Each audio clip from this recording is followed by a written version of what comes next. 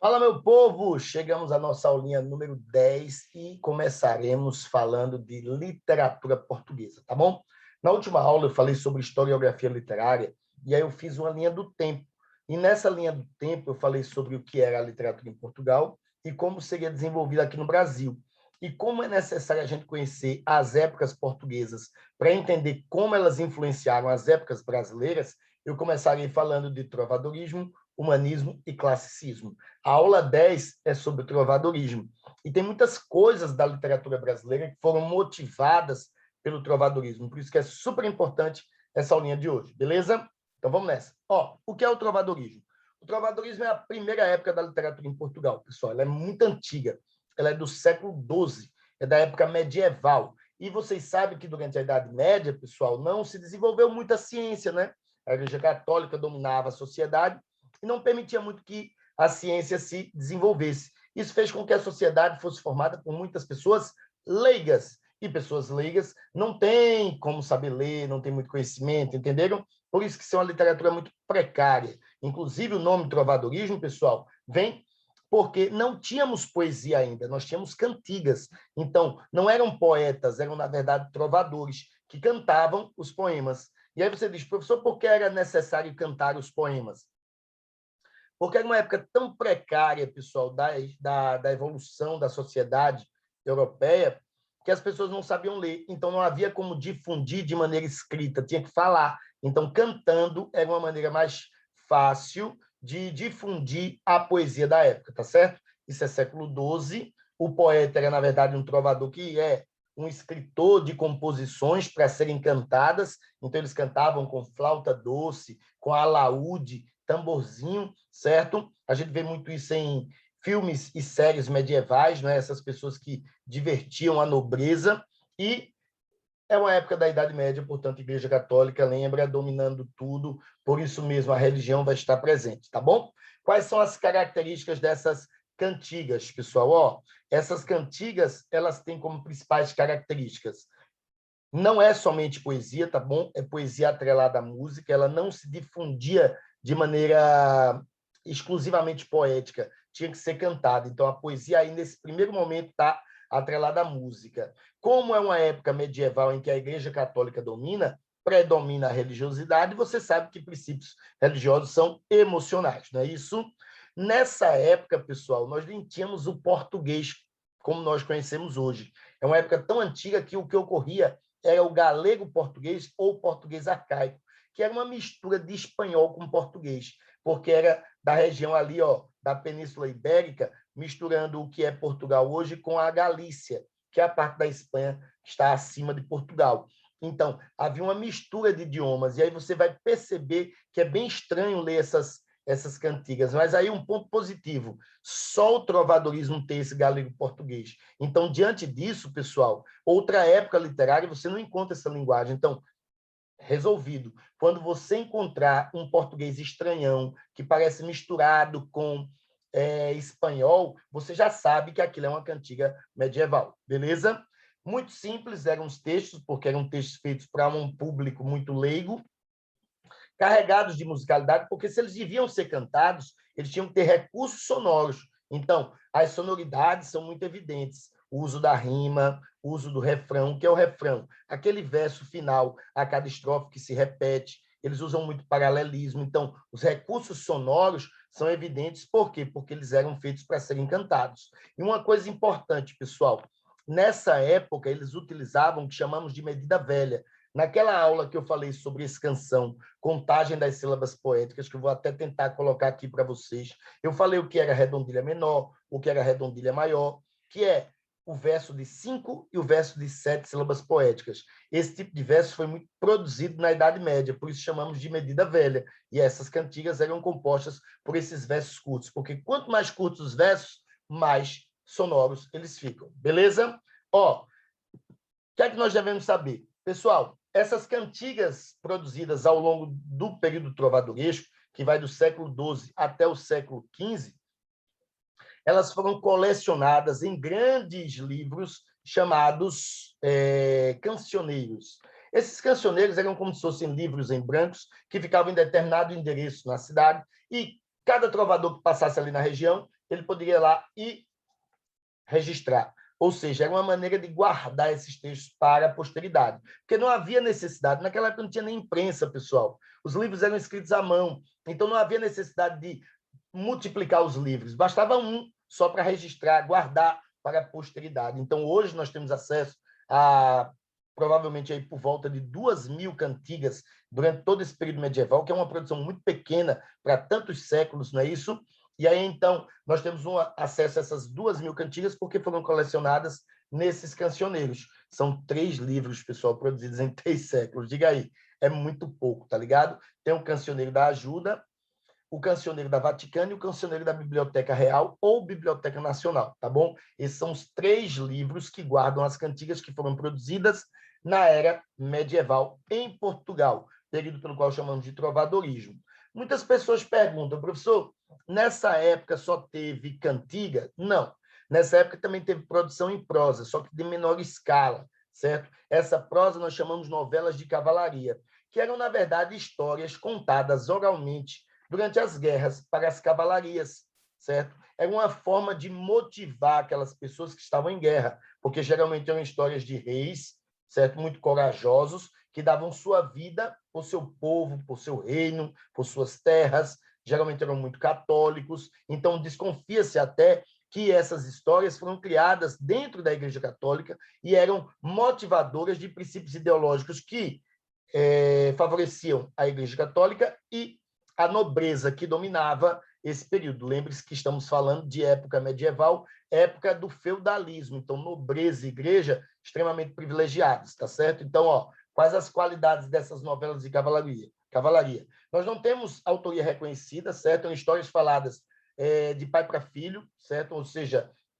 transferidas oralmente, boca a boca, tá certo? A narração era oral, mas aí é bom lembrar que era prosa narrativa, por isso que são novelas de cavalaria, não é isso? Novelas são textos narrativos. Eu falei aqui no vídeo que eu defino gêneros literários, isso para vocês. Os textos eram motivadores de valores ideológicos católicos e ligados à nobreza, ou seja, era uma maneira de fazer com que a cavalaria tivesse orgulho daquilo que ela estava fazendo, daquela guerra que ela estava participando. Ou seja, era tipo assim, ó, faz assim que vai dar certo, entendeu? Se ligou? Era influência da igreja e da nobreza para as cavalarias que estavam lutando em guerras. E os temas eram medievais, né? A história de Rei Arthur, tem o ciclo bretão.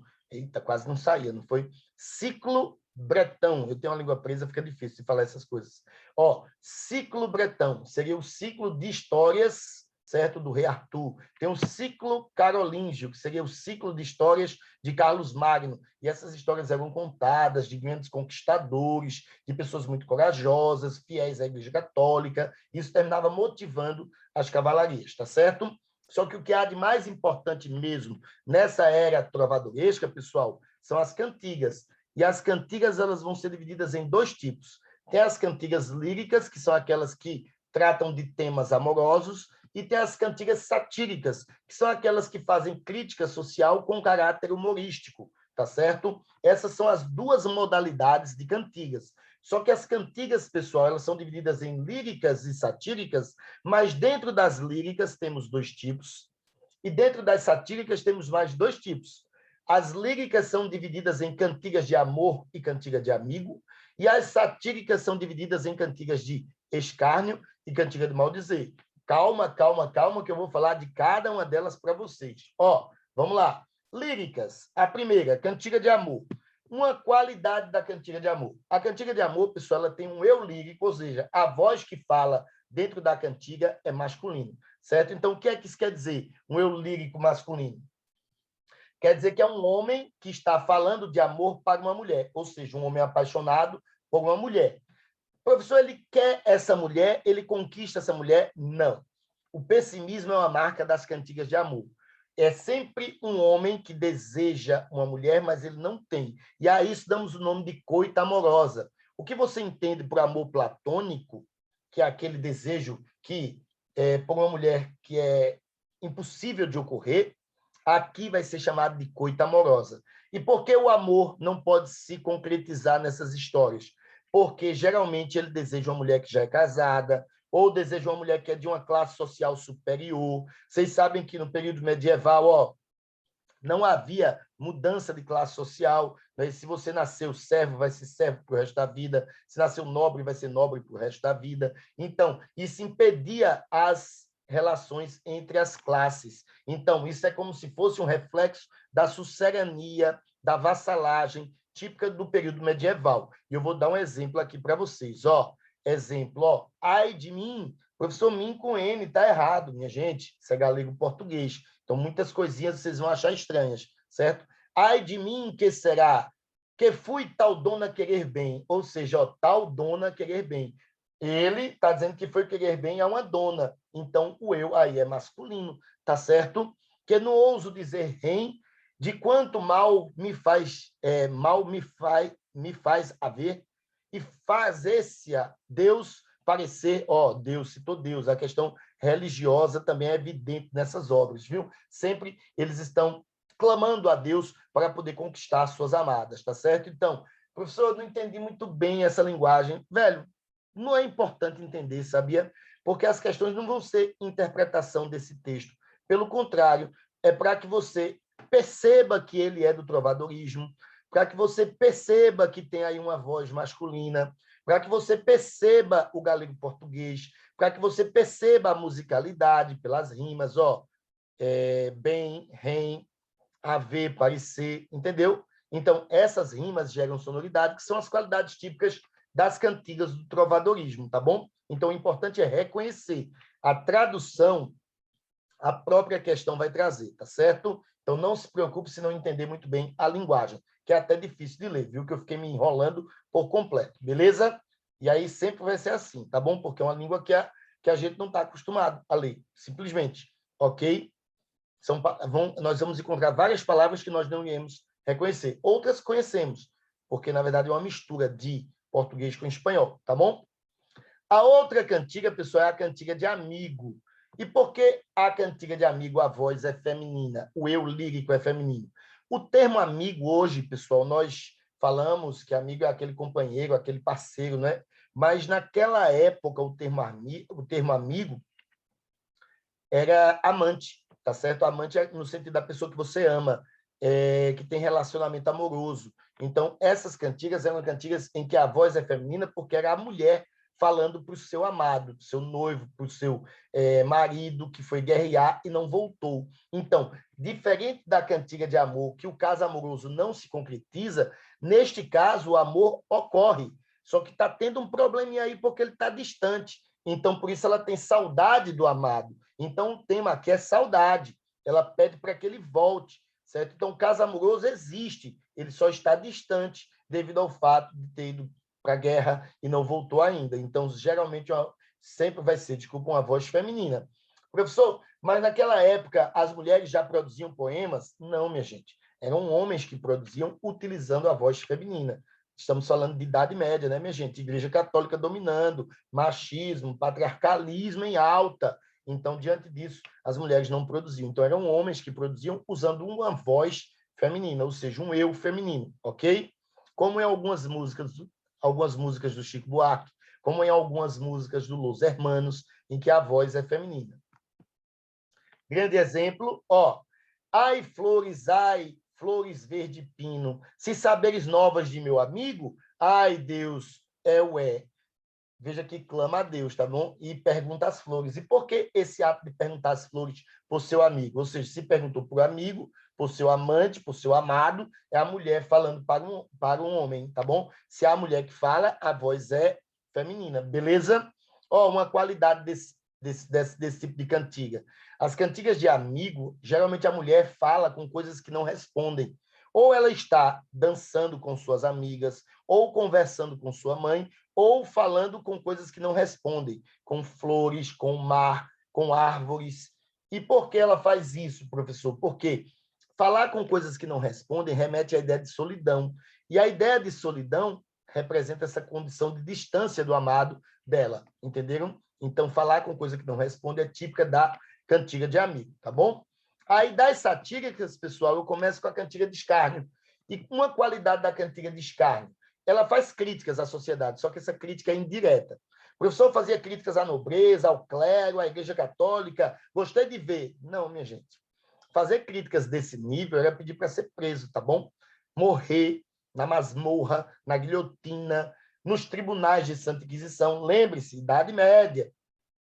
No caso, essas críticas eram para pessoas da sociedade, então era coisa muito mais relacionada a bullying do que questões políticas e sociais. Claro que em alguns momentos eles faziam alguns posicionamentos críticos sociais, tipo criticar o cara porque ele maltrata o cavalo, aí cabe uma condição social, mas nunca contra o poder da nobreza e contra o poder da igreja, tá bom, pessoal?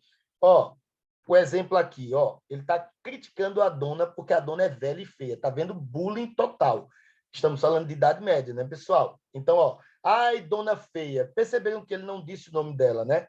Ele disse que ela é uma dona feia. Ele não especificou. Ao não especificar, isso aqui é uma crítica indireta. Essas críticas da cantiga de escárnio, elas eram críticas mais sutis, eram críticas mais irônicas, não era muito, tipo assim, pesado, tá ligado? Pesado é a outra que eu vou citar para você já já. Então, ó, ai, dona feia, foste vos queixar que vos nunca louvei meu trovar, esse trovar aqui é trovar, é a cantiga, entendeu? Porque em espanhol B e V se confundem, né? Então seria, você foi se queixar que eu nunca cantei para você, né? Mas ora, quero fazer um cantar em vos louvar, e vos louvarei todavia. E vedes como eu quero louvar a dona feia, velha e sandia. Ou seja, ele critica uma pessoa, mas não diz quem é essa pessoa, ele diz apenas que é uma dona feia, tá certo? Uma senhora feia e velha, ainda diz que é velha, ou seja, bullying topado, viu, pessoal?